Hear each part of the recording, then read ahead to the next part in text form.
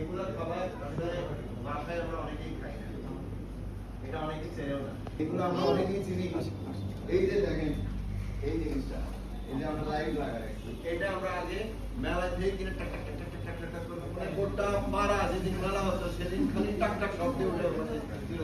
এখন কিন্তু আপনি টাক টাক শব্দের কথা শুনতে পারবেন না, পারবেন?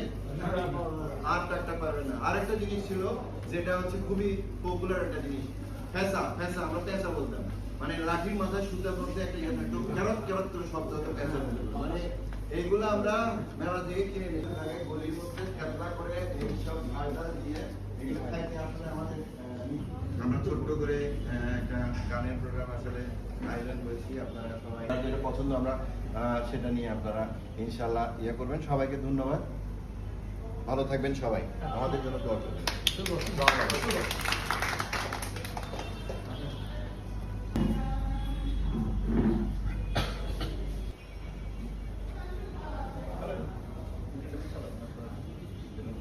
ঠিক আছে।